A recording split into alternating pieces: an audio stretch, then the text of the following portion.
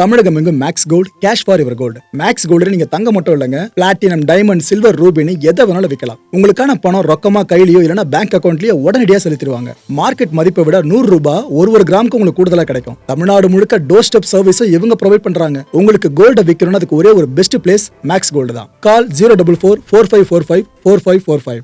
வணக்கம். Big topic with Karthik Mayakumar.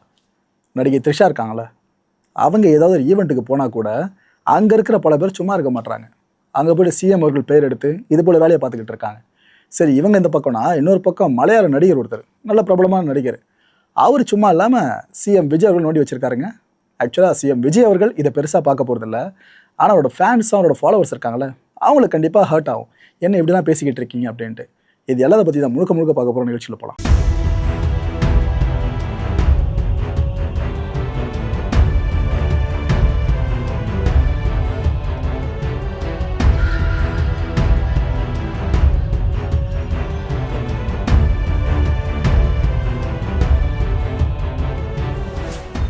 நம்ம முந்தைய வீடியோவில் சொல்லியிருந்தோம் பாருங்க, சைதாப்பேட்டை சமூக நீதி விடுதி இருக்குல்ல, இதை சார்ந்த மாணவர்கள் நிறைய கோரிக்கைகளை முதலமைச்சர் விஜய் அவர்கள்கிட்ட அவர் நேரடியாக அங்கே வரும்போதே முன் வச்சாங்க. பார்த்தீங்களா, சிஎம் கவர்னத்துக்கு ஒரு விஷயம் போயிடுச்சுனாலே இம்மிடியட்டாக ஆக்ஷன் கன்ஃபார்மாக இப்போ அது நடந்துருச்சு. சமூக நீதித்துறை இருக்குல்ல, அவங்க ஒரு அதிரடி உத்தரவை பிறப்பிச்சிட்டாங்க. உடனடியாக அந்த பசங்க கேட்குற எல்லாத்தையும் செஞ்சு கொடுங்கன்னு சொல்லிட்டாங்க. இமிடியேட்டாக ஆக்ஷன் எடுப்பாங்கன்னு தெரியும், பட் இவ்வளோ இமிடியேட்டாக எதிர்பார்த்துருக்க மாட்டேங்கன்னு நினைக்கிறேன். தோ ஆக்ஷன் வந்தாச்சு. ஆனால் திரும்ப ஒரு முறை ஒரு விஷயத்தை இன்சிஸ்ட் பண்ணிடுறேன், எல்லா இடங்களுக்கும் சிஎம் டைரெக்டாக போக முடியாது. ஸோ சிஎம் போகிற இடத்துக்கு மட்டும் தான் அதிரடியாக உத்தரவு பிறப்பிப்போம், உடனே இதெல்லாம் பண்ணுங்க அப்படின்னு சொல்லக்கூடாது. அந்த வகையில் இதை ஒரு முன்மாதிரியாக எடுத்துக்கிட்டு சிஎம் அவர்கள் டைரெக்டாக இன்ஸ்பெக்ட் வராங்கன்ற பயத்தில் எல்லா துறைகளில் இருக்கவங்கன்னா உங்கள் வேலையை சரியாக செஞ்சுனாலே போதும். ஓகே, அதிமுக முன்னாள் அமைச்சரான வளர்மதி அவர்கள் இவங்க என்னென்ன விஷயங்கள் சொல்லியிருக்காங்க தெரியுமா? இப்போது அதாவது அதிமுக ஏதோ தீர்ந்து போன கட்சியாமா, தூர்ந்து போன கட்சியாமா, இப்படிலாம் பேசுகிறாங்க அப்படின்றாங்க. யார் சொன்ன அந்த வார்த்தைகளை? சிஎம் விஜய் அவர்கள் சொல்லியிருந்தாங்க. அதான் இங்கே மென்ஷன் பண்ணுறாங்க.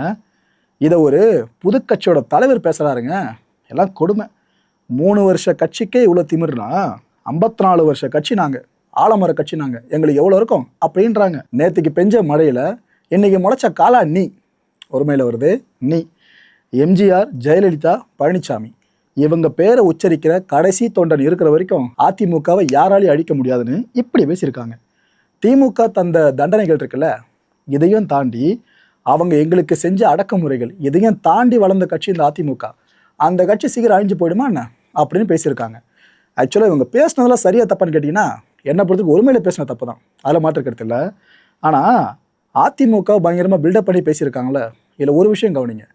திமுக அதிமுகவை தண்டிச்சிருக்குன்னு அவங்களே ஒத்துக்கிறாங்க, அடக்குமுறையை நிகழ்த்தியிருக்காங்கன்னு அவங்களே ஒத்துக்கிறாங்க. அப்புறம் எதுக்காக திமுக அதிமுக டாக் அவ்வளோ பெருசாக போச்சு? அப்போ கூட்டணி விற்கிறதுக்கு கிட்டத்தட்ட உறுதியாக இருந்திருக்கீங்களே, அப்போ அதையும் மனசில் வச்சு பேசணும்ல. இது ஒன்று மட்டும் தான் என் மனசை நடிட்டு இருந்துச்சு. சரி, இது ஒரு பக்கம் பார்த்தா இன்னொரு பக்கம் அதிமுக முன்னாள் அமைச்சர் உதயகுமார் இருக்கார்ல, அண்ணன் ஸ்டேஜில் பேசுகிறப்ப என்ன சொல்லியிருக்காரு? வைகோ இருக்கார்ல, நல்ல வேலை வைகோ அந்த பக்கம் போயிட்டாருங்க அப்படின்னு சிரிச்சுட்டே சொல்லிட்டு, வைகோ அவர்கள் போயிட்டாருன்னா அந்த கட்சியை மொத்தமாக முச்சு விடாமல் வெளியேற மாட்டார். ஸோ அண்ணன் அங்கே போனது எனக்கு ரொம்ப சந்தோஷமாக இருக்குன்னு இவ்வளோ சர்க்காசமாக பேசியிருக்காரு. நிறைய பேரும் மைண்ட் வாய்ஸாக உள்ளே வச்சுப்பாங்க. ஆனால் உதயகுமார் அவர்கள் ஓப்பன் ஸ்டேஜில் இந்த விஷயத்தை சொல்லியிருக்காருங்க. இதுக்காக பல பேரும் ப்ரே பண்ணணும்னு நினைக்கிறேன். மதிமுக சைடில் இருக்கவங்க தாவேக்காக எதுவும் ஆகிடக்கூடாதுன்னு.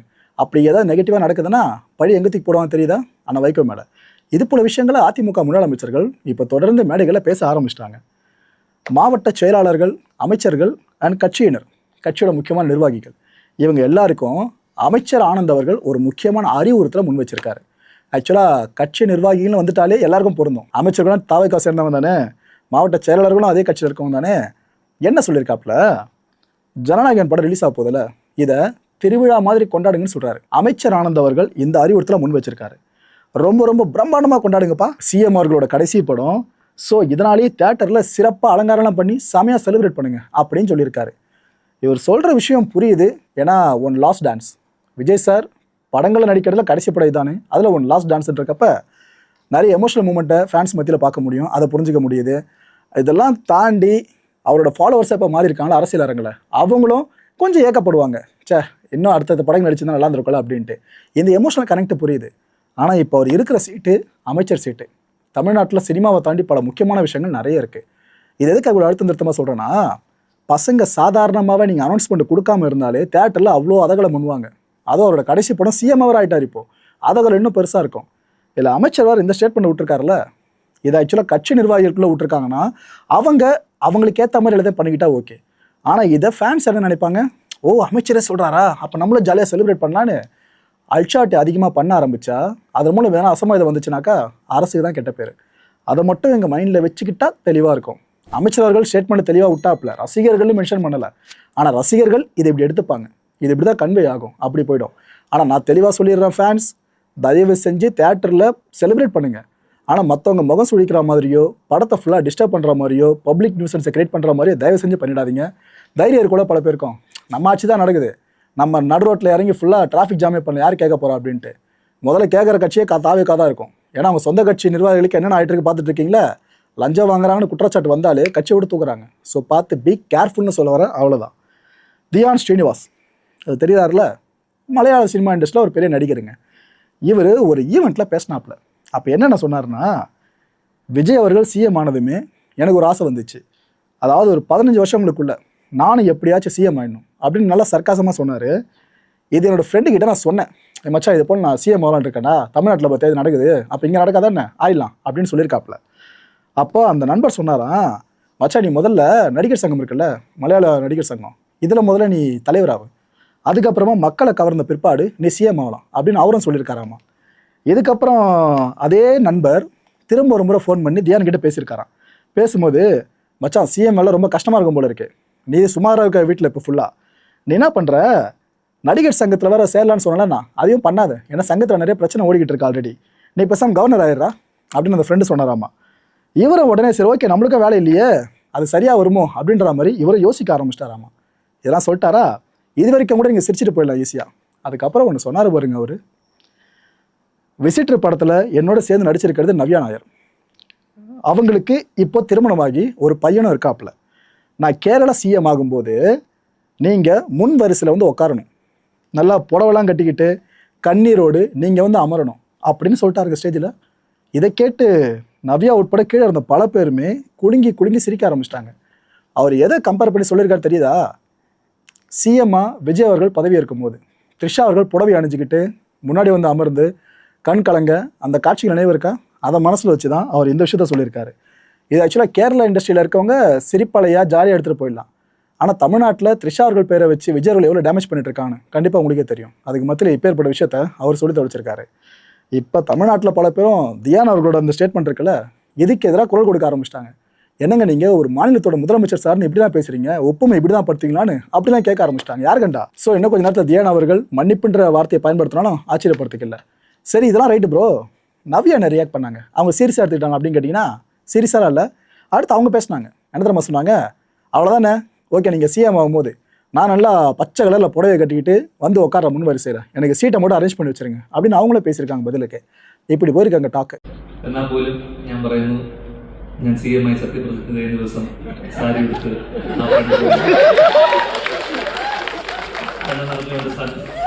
ഉണ്ടാവും. എന്നോട് പ്രസിഡന്റ് CM ആവുന്നുണ്ടാവും, കാരണം നടിച്ചുകൊണ്ട് നന്ദി ഉണ്ടാവുന്ന എല്ലാ പ്രതീക്ഷയോടെ ഞാൻ നിൽക്കുന്നു. നന്ദി. தியான் பேசுன ஒரு பக்கம் கேட்டிங்களா, இன்னொரு பக்கம் அனிதா ராதாகிருஷ்ணன் இருக்கார்ல, இவர் ஸ்டேஜில் ஏறி பேசும்போது என்ன தெரியுமா சொல்லிட்டாரு, விஜய் அவர்கள் மகளிருக்கு என்ன நல்லது பண்ணார் அப்படின்னு கேட்டு ஒன்று சிரிக்கிறார். சிரிச்சுட்டு மக்களை பற்றி கேட்குறாரு, ஐயோ உடனே நான் த்ரிஷா சொல்கிறேன் நினச்சிக்காதீங்க அப்படின்றாரு. அதுக்கப்புறம் தான் சிரிப்பு அதிகமாகிடுச்சு. அவர் எதை பண்ணாதீங்கன்னு சொல்கிறாரோ அதுவே இன்சிஸ்ட் பண்ணி தான் சொல்கிறாரு, நான் இதுதான் சொல்ல வரேன்ற மாதிரி அது ஈஸியாக புரியும் நல்லாயிருக்கும். இந்த விஷயத்த சொல்லியிருக்காருங்க அவர். அதுக்கப்புறம் சில வார்த்தைகளை பயன்படுத்தினார், அதை நான் இங்கே பொது வெளியில் சொல்ல விரும்பல. ஓகே இதெல்லாம் முடிஞ்சிச்சா, அடுத்து த்ரிஷா கிட்டே டைரெக்டாக வாங்களா. ஆஸ்திரேலியாவோட சிட்னி இருக்குல்ல, அங்கே ஒரு ஈவெண்ட்டு, இதுக்கு கெஸ்ட்டாக த்ரிஷா அவர்களும் போயிருந்தாங்க. போனவங்க அந்த ஈவெண்ட்டில் கலந்துக்கிட்டாங்க. அதுக்கப்புறம் ஸ்டேஜில் ஏறி பேச ஆரம்பித்தாங்க. அவங்க முதல்ல ஆங்கிலத்தில் பேசினாங்க, அதுக்கப்புறம் தமிழ்லையும் பேச ஆரம்பித்தாங்க.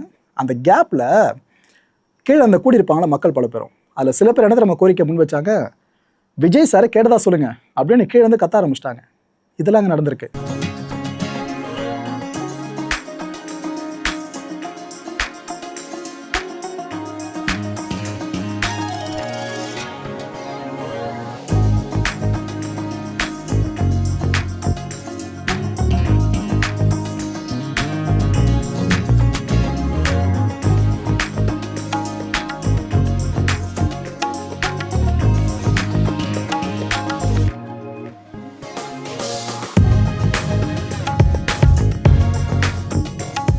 nice to see so many of you guys here.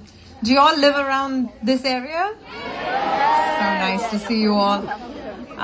I have such vivid and great memories of being in Sydney, and usually I get to travel to so many parts of the world thanks to my job, but Sydney is one place I think I used to visit quite often with my family back in the day, ever since I was really, really young.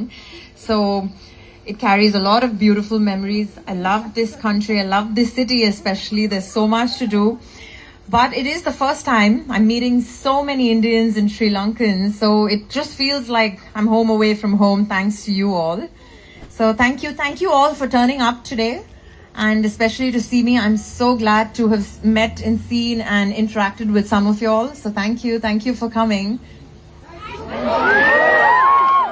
And thank you for watching our movies, keeping it going for us. The kind of love I get from the overseas is release, and I'm sure you do that with every one of us actors. So it's so genuine, it's so pure, the love. So it really keeps us going. I say this a lot to Indians who live in India, but I don't get to say this very often to you all. So thank you for keeping it going for us.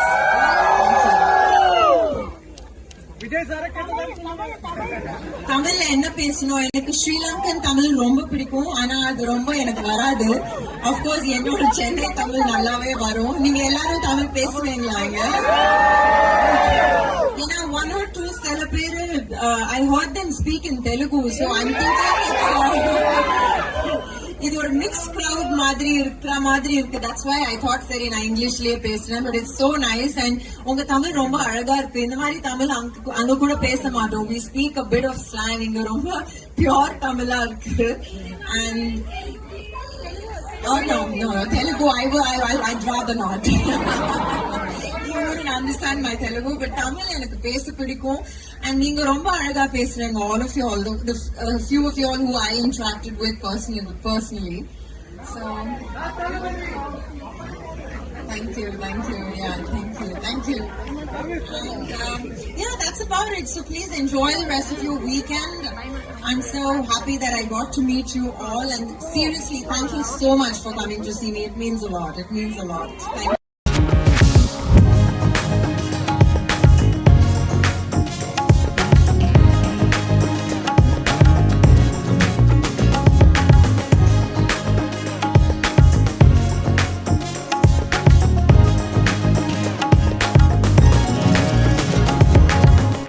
இப்போ நீங்கள் தெரிஞ்சுக்க போகிறது ரொம்ப முக்கியமான ஒரு அப்டேட்டுங்க. நம்ம supreme கோர்ட்டே விளக்கமாக சொல்லியிருக்க ஒரு விஷயம். அதாவது நம்மள பல பேர் நினைப்போல, வாக்காளர் பட்டியலில் நம்ம பேர் இல்லை அப்படின்னா நம்ம இந்திய குடியுரிமை பெற்றவரே கிடையாது போல இருக்கே அப்படி நினச்சிட்டு இருக்கோல. அதுதான் கோர்ட் உடைச்சிருக்கு. என்ன சொல்கிறாங்கன்னா, வாக்காளர் பட்டியலில் பேர் இல்லைனா கூட நீங்கள் இந்திய குடியுரிமை பெற்றவர் தான், அதில் மாற்று கருத்து கிடையாது. குடியுரிமையை முடிவு செய்கிற அதிகாரம் தேர்தல் ஆணையத்துக்கெல்லாம் கிடையாதுன்னு சொல்லியிருக்காங்க. ஸோ தெளிவாக புரிஞ்சிச்சா மக்களே? உங்கள் சிட்டிசன்ஷிப்பை ஒரு ஓட்டர் லிஸ்ட்டு முடிவு பண்ணிட்டாரு. இதை மைண்டில் தெளிவாக வச்சுக்கோங்க. அடுத்து இன்னொரு முக்கியமான கீ அப்டேட்டையும் கொடுத்துட்றேன். நம்ம ரிசர்வ் பேங்க் ஆஃப் இந்தியா இருக்காங்களே, அவங்க அஃபிஷியல் அனௌன்ஸே பண்ணிட்டாங்க. நம்ம சமீபத்தில் வீடியோ நல்லா ஃபுல் லென்த்தாக ஒன்று போட்டிருந்தோம். அதாவது பிளாஸ்டிக் ரூபாய் தாள்கள் இந்தியாவில் வரப்போகுது பாலிமர் பேஸ் பண்ணி அப்படின்ட்டு. அது இப்போ கன்ஃபார்ம் ஆகிடுச்சுங்க. ஆர்பிஐ என்ன சொல்லியிருக்காங்க, இந்த ஆர்பிஐ மின்ட் இருக்குல்ல, அவங்க தான் இந்த அச்சடிக்கிற வேலை பண்ணுவாங்க. ஆர்பிஐயில் தனி டிபார்ட்மெண்ட்டாக இருக்கும். அவங்க இப்போ என்ன சொல்லியிருக்காங்க, ஆக்சுவலாக இந்த ரூபாய் நோட்டுகளை, பிளாஸ்டிக் ரூபாய் நோட்டுகளை அறிமுகம் செய்கிற பணியை நம்ம ஆரம்பிக்கிறோம். பாலிமர் கரன்சி நோட்ஸ் இருக்குல்ல, இதை சப்ளை செய்கிறதுக்கு சர்வதேச நிறுவனங்கள் நாங்கள் அழைக்கிறோன்னு சொல்லியிருக்காங்க. ஸோ கூப்பிட்றாங்க, வாங்க எந்த கம்பெனியில் முன் வாங்க, நீங்கள் பண்ணி கொடுங்க அப்படின்ட்டு. இதுக்கு விண்ணப்பிக்கிற கடைசி நாள் என்ன தெரியுமா? ஆகஸ்ட் 18. ஸோ இந்தியாவில் நாம் பல நாடுகளில் இருக்கா மாதிரியே பாலிமர் பேஸ்டு கரன்சி இருக்குல்ல, அது இனிமேல் பயன்படுத்த போகிறோம். எதுக்கு ப்ரோ அப்படின்னு கேட்டிங்கன்னா, இப்போ இருக்க ரூபாய் நோட்டு அடிக்கடி கிழிஞ்சு டேமேஜ் ஈஸியாக ஆகி அதுவே கவர்மெண்ட் பெரிய தலைவலியாக இருக்குது. அதுவும் அச்சடிச்சிட்டே இருக்கிறதுல இன்னும் பெரிய தலைவலியாக இருக்குது. ஒரு முறை மின்ட் பண்ணதுக்கப்புறம் திரும்ப அதை மின்டிங் பண்ணுறாங்க பார்த்தீங்களா, அது கொஞ்சம் கஷ்டமாக போயிட்டு ப்ராசஸ். அதுக்கு தனியாக செலவு கோடிக்கணக்கில் ஆகிட்டு இருக்கு. இது எல்லாத்தையும் ஒழிக்கிறதுக்கு தான் பிளாஸ்டிக் நோட் அப்படின்னா கொஞ்சம் தாங்குமே அப்படின்னு முடிவு பண்ணி இந்த ஒரு விஷயத்தை எடுத்துகிட்டு வராங்க. ரைட்டு. அடுத்து ஜியோ சார்ந்த விஷயத்த சொல்லிடுறேன். எதுக்கு ப்ரோ சம்மந்தம் இல்லாமல் இந்த கான்டென்ட் எதுன்னு கேட்டிங்கன்னா, விஷயம் இருக்குது. ஜியோ சந்தாதாரர்கள் இருக்காங்களே, அவங்க எண்ணிக்கை 53.3 கோடியை தொட்டு இருக்குங்க. இது வரைக்கும் இந்தியாவில் ஒரு பிரைவேட் டெலிகாம் ஆப்ரேட்டர் சார்ந்து இந்த மைல்ஸ்டோன் அவ்வளோ சீக்கிரம் யாரும் அடைய முடியல. இப்போ ஜியோ அடைஞ்சிருக்கு. புது மைல்ஸ்டோன் அவங்களுக்கு. எவ்வளோ மக்கள் இப்போ ஜியோ பயன்படுத்திட்டு இருக்காங்க தெரியுது இந்தியாவில். இந்த ஏஆர்பியூன்னு சொல்லுவாங்க, அதாவது average revenue per user. It means இப்போ நான் ஜியோ சிம் யூஸ் பண்ணிட்டு இருக்கேன் அப்படின்னா என் பாக்கெட்லேருந்து ரிலையன்ஸ் ஜியோ எவ்வளோ அமௌண்ட் எடுக்கிறாங்க சராசரியா? இட் மீன்ஸ் நான் பண்ணுற ரீசார்ஜ் பிளான்ஸ்லாம் இருக்குல்ல, அதெல்லாம் போக நான் எவ்வளோ செலவு பண்ணிட்டு இருக்கேன் இந்த ஜியோக்காக. இதுதான் சராசரியா ஒரு நபர்கிட்ட ஜியோ பார்க்குற காசுங்க. இதை தான் ஏஆர்பிஓ அப்படின்னு சொல்லுவாங்க. இதோட கவுண்ட் மேலே போயிருக்குங்க. எவ்வளோ தெரியுமா? ₹6.08 உயர்ந்து ₹215.06 டாப்பில் போயிருக்கு. இந்த அளவுக்கு மேலே எடுத்துகிட்டு இருக்காங்க ஏஆர்பிஓ சார்ந்தும். இவங்களோட நிகர லாபம் இருக்குல்ல 9.2% உயர்ந்திருக்கு. 7,764 கோடி ரூபாய் டச் பண்ணியிருக்கு. ஆக்சுவலாக ஒரு நிதர்சனம் சொல்லுவா, இவ்வளோ தூரம் ப்ராஃபிட் பார்க்குறவங்க கட்டணத்தை ஏற்றவே மாட்டாங்கன்னு நினைக்கிறீங்களா? வருஷம் கட்டண உயர்வு நடந்துக்கிட்டு இருக்கு. போகிற போக்க பார்த்தா டேட்டா யூசேஜ் நிறைய போயிட்டு இருக்குல்ல. ஸோ இதனாலேயே கட்டணத்தை இன்னும் உயர்த்ததுக்கு ரெடியாக இருக்காங்க. யாரு கண்ட அடுத்த சில மாதங்களுக்குள்ளேயே ஜியோ கட்டண உயர்வுன்னு செய்தி நீங்கள் காதில் கேட்டாலும் ஆச்சரியப்படுறதுக்கு இல்லை. ஸோ இங்கே தான் எனக்கு ஒரு வைத்தறிச்சல வருது மக்கள். ஏன்னா எவ்வளோ விஷயங்கள் சார்ந்து அரசு எடுத்து நடத்துகிறாங்க பல துறைகளை. அதில் பிஎஸ்என்எல்னு ஒரு பெரிய துறையும் கையில் எடுத்தாங்க இந்த டெலிகாம் சார்ந்து. அதில் பெருசாக நம்மளால் சக்சீட் பண்ண முடியல இந்திய லெவலில். இந்த கான்டென்ட்டை பொறுத்தவரை மனசு இருக்க வினா ஒன்று தாங்க.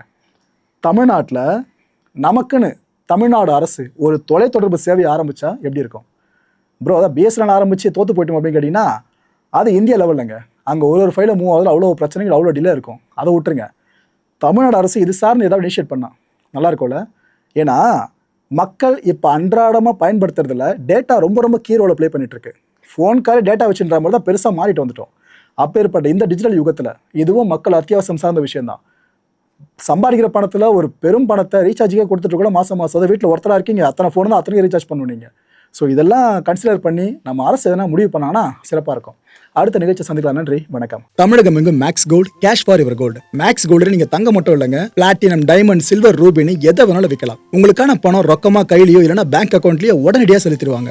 மார்க்கெட் மதிப்பை விட ₹100 ஒரு கிராமுக்கு உங்களுக்கு கூடுதலாக கிடைக்கும். தமிழ்நாடு முழுக்க டோர் ஸ்டெப் சர்வீஸை இவங்க ப்ரொவைட் பண்றாங்க. உங்களுக்கு கோல்டை விற்கணும்னு அதுக்கு ஒரே ஒரு பெஸ்ட் பிளேஸ் மேக்ஸ் கோல்டு தான். கால் 04445454545. என் நண்பர் மாயம் ஸ்டுடியோஸ் நேயர்களே, மாயம் பக்தின்னு ஆன்மீகத்துக்காக பிரத்யேகமாக ஒரு சேனலை கொண்டு வந்திருக்கோம்.